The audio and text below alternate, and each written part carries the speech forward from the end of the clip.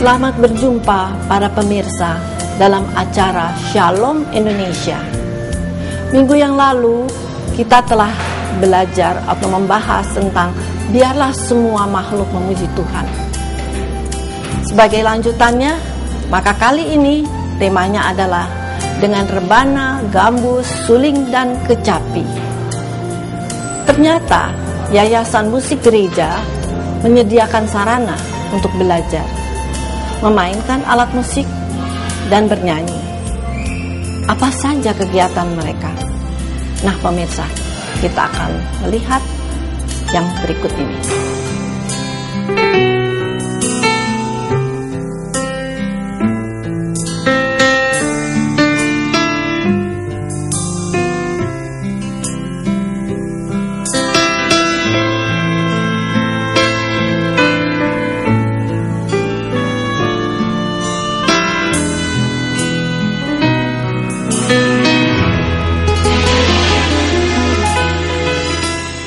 Rebana, gambus, kecapi, dan suling telah digunakan sejak zaman Nabi Daud.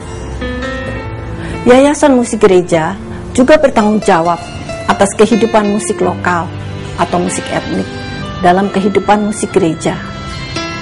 Oleh sebab itu pula, Yayasan Musik Gereja mengadakan kegiatan pembelajaran pengembangan musik etnik menjadi salah satu tujuan Yamuger untuk mengembangkan, melestarikan ke arah inkulturasi musik gereja dalam ibadah. Baiklah, kita simak kegiatan yang dilakukan Yamuger. Tujuan kursus musik Yayasan Musik Gereja ini adalah membina pemusik gereja. Kursus ini merupakan wadah dan sarana yang penting untuk pembinaan pelayan musik gereja. Kursus musik gereja terdiri atas dua kategori, yaitu kursus untuk memainkan instrumen musik atau untuk bernyanyi, vokal. Dan yang satu lagi adalah pembinaan musik untuk jemaat atau gereja. Rebana, gambus, dan kecapi tidak lagi dapat digunakan atau memenuhi kebutuhan masa kini pada zaman modern ini, sesuai dengan perkembangan teknologi dan ilmu pengetahuan. Oleh karena itu, sejalan pula dengan perkembangan seni dan budaya, maka Yayasan Musik Gereja menyelenggarakan kursus sebagai berikut. 1. Kursus individual berupa kursus vokal, piano, organ, orgel pipa, gitar, flute, dan biola serta keyboard. 2, yaitu kursus musik yang dikelola secara klasikal. Di antaranya yaitu teori musik, musik untuk anak balita, dan pelatihan sesuai dengan kebutuhan konsumen. Kelas teori sebenarnya amat penting, karena banyak di antara kita yang dapat memainkan musik, tetapi belum tentu dapat menuliskan musik. Dan hal ini sebenarnya sangat penting untuk membuat suatu komposisi yang tertulis. Kelas balita diselenggarakan berdasarkan pentingnya pembentukan kepribadian anak, kecerdasan, kepercayaan, keterampilan, dan memupuk rasa keindahan. Kelas balita ini diikuti oleh anak-anak berusia 3-5 tahun. Pendidikan seni sebenarnya amat kondusif untuk perkembangan anak. Belajar melalui seni, dengan seni, dan dalam seni merupakan hal yang sangat menyenangkan anak. Pada saat ini, musik etnik juga diperkenalkan kepada anak-anak. Kursus musik Yayasan Musik Gereja menyelenggarakan paket belajar memimpin nyanyian jemaat, memimpin paduan suara, dan juga lokakarya yang diadakan menurut kebutuhan, diselenggarakan di gedung Yayasan Musik Gereja. Walaupun demikian, Yayasan Musik Gereja bertanggung jawab pula membina daerah selain Jakarta. Kursus musik ini terdiri atas dua kategori, yaitu kursus yang diselenggarakan dengan ujian. Jadi ada kenaikan tingkat, setiap tingkatnya ada grade-nya. Dan yang kedua adalah tanpa ujian. Yang tanpa ujian ini banyak diikuti oleh mereka yang sibuk bekerja ataupun orang-orang yang mengisi waktu senggang. Dengan demikian, mereka tetap dapat melayani di gereja dalam bidang musik. Kursus terdiri atas 2 kategori, yaitu kursus dengan ujian dan yang satu lagi kursus tanpa ujian. Kursus tanpa ujian biasanya banyak diikuti oleh mereka yang sangat sibuk atau orang-orang yang mengisi waktu luang. Dengan demikian mereka tetap dapat melayani di gereja.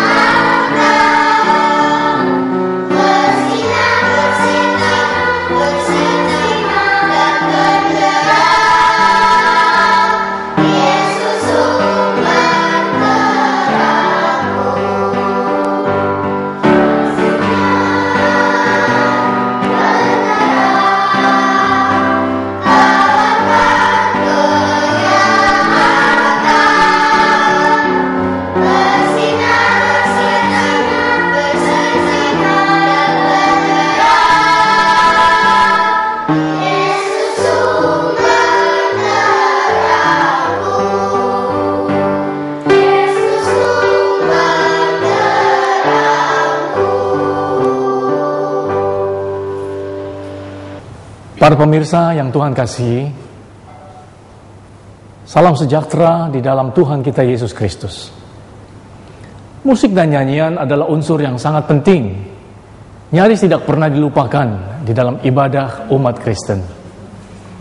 Di dalam setiap ibadah, baik dalam suasana duka maupun suka, umat Kristen selalu bernyanyi. Nyanyian dan musik di dalam ibadah menjadi sarana untuk mengungkapkan isi hati orang percaya, untuk menyatakan iman dan pengharapannya, untuk menyampaikan pergumulan dan keyakinannya. Saya percaya sampai di sini, orang Kristen dari aliran atau denominasi apapun di seluruh dunia dapat seia sekata. Tetapi ketika kita melangkah lebih jauh, hendak memilih nyanyian manakah yang akan dinyanyikan, atau musik manakah yang akan dipakai, atau musik gaya apakah yang akan dimainkan, maka di sini umat Kristen sering kali bersilang pendapat. Di dalam ungkapan sehari-hari ada istilah, ini nyanyian kami, itu nyanyian mereka. Ini musik kita, itu musik mereka. Ini lagu kita, itu lagu seberang.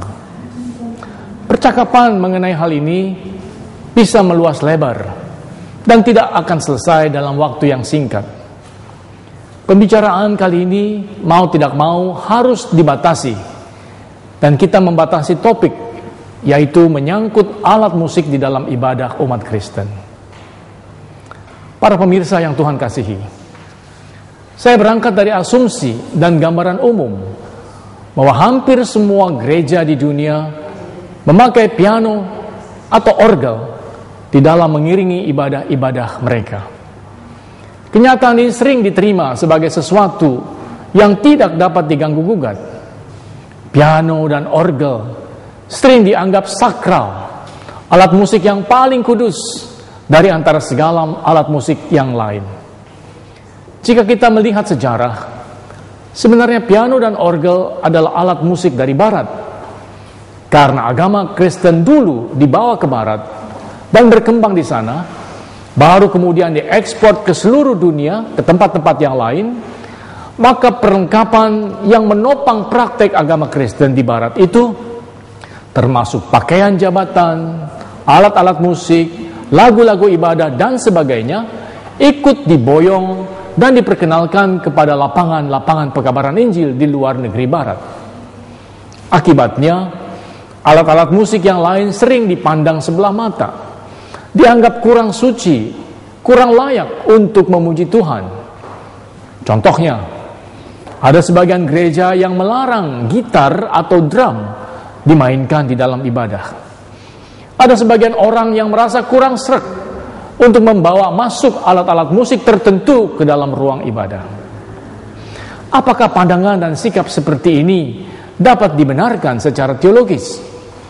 Patutkah kita bersikap diskriminatif terhadap berbagai alat musik yang lain yang bukan piano atau orgel?